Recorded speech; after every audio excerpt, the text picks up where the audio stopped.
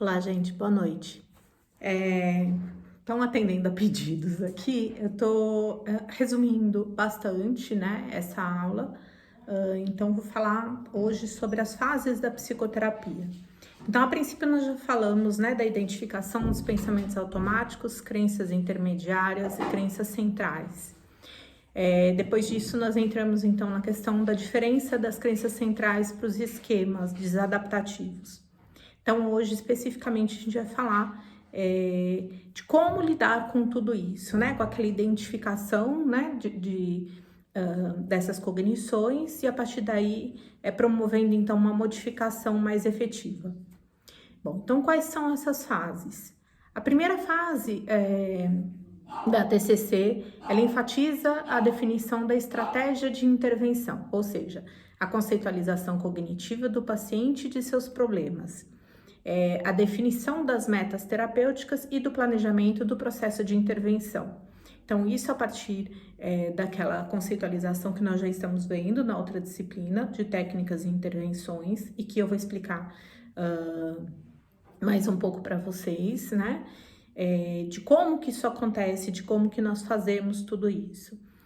A segunda fase, o terapeuta objetiva a normalização das emoções do paciente para promover a motivação do paciente para o trabalho terapêutico e sua vinculação ao processo. Então, é óbvio que a gente já vai trabalhando a adesão, né, desse paciente já na primeira fase da psicoterapia. Já podemos introduzir algumas técnicas nesse mesmo momento, né? E ao mesmo tempo colhendo essas informações da conceitualização.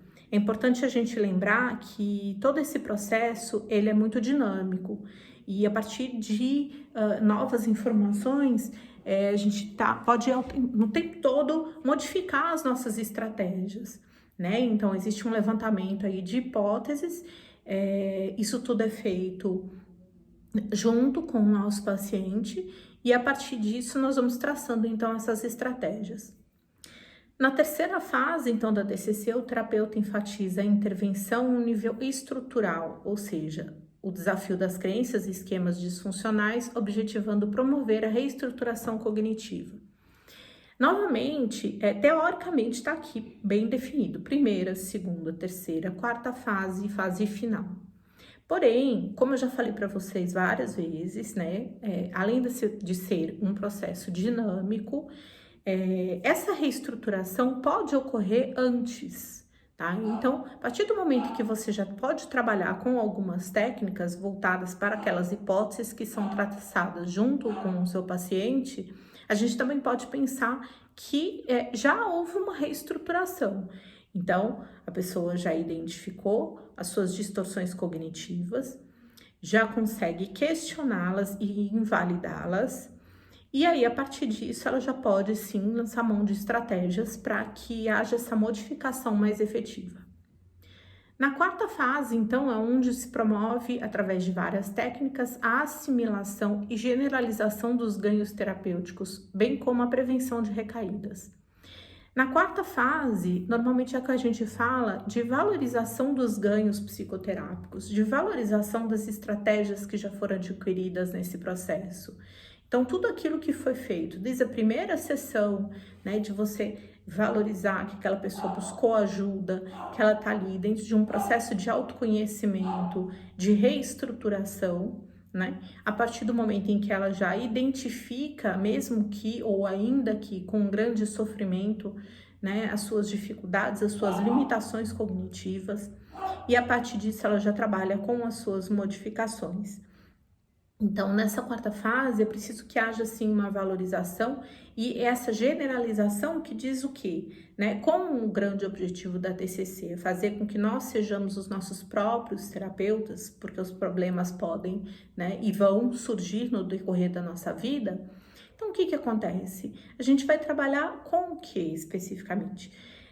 Fazendo com que essas pessoas possam reproduzir essas estratégias, esses ganhos psicoterápicos durante toda a vida dela, né? Em alguns, eu escuto às vezes as pessoas falarem assim, nossa, né, tive uma dor de barriga, precisei procurar de novo a terapia, né?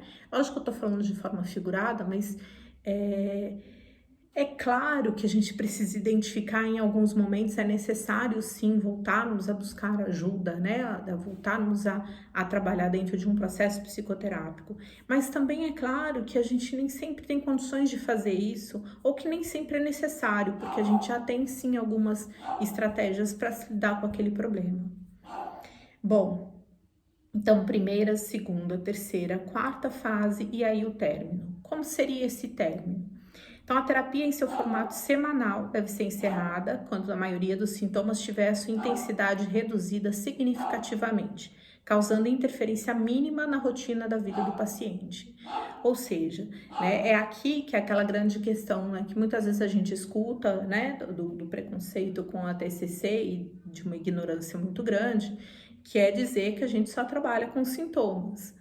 Óbvio que não, mas é também muito óbvio que a partir do momento em que você consegue amenizar esse sofrimento, trazer um pouco mais de conforto, essa pessoa já é capaz de trabalhar com algumas estratégias aprendidas, tá? E aí sim, fazendo com que esse sofrimento, né, ou essas dificuldades não interfiram tanto no seu dia a dia. Então, sim, é possível espaçar essas sessões. Nessa fase, então, faça revisão das técnicas aprendidas e orienta-se para uma prática contínua das mesmas, visando-se assim a manutenção da melhora clínica.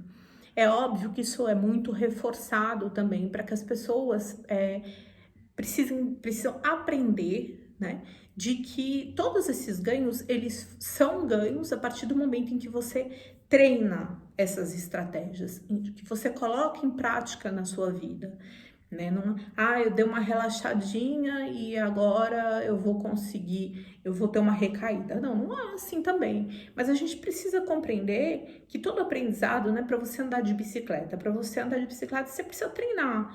Né? Quem começa a andar com rodinha vai andar com as duas rodinhas, depois vai tirar uma rodinha até que ela seja capaz de andar sem as rodinhas. Então é a mesma coisa. Tá? Então o Beck, ele diz muito isso, né, com relação às estratégias, identificações e modificações dos processos cognitivos, de que é preciso um treino, um treino para que eu perceba os meus pensamentos, um treino para que eu perceba os meus sentimentos, um treino para que eu identifique as minhas distorções cognitivas e a forma como eu lido com elas durante a minha vida. Bom, também é importante que a gente fique atento, né, às recaídas e seus potenciais desencadeantes, então os gatilhos que podem trazer, né, de alguma forma desencadear recaídas, tá? E isso ainda, nós estamos dentro do processo psicoterápico, então nós vamos trabalhar aí com um processo de prevenção de recaída, né? Então, sempre trazendo à tona novamente, não só a questão do treino, mas as estratégias que ela já tem e as estratégias que ela pode ir adquirindo durante a vida dela, né? Através de questionamento socrático, enfim, de outras técnicas. E aí, finalmente, as consultas podem ser espaçadas ao longo de um período até a alta propriamente dita.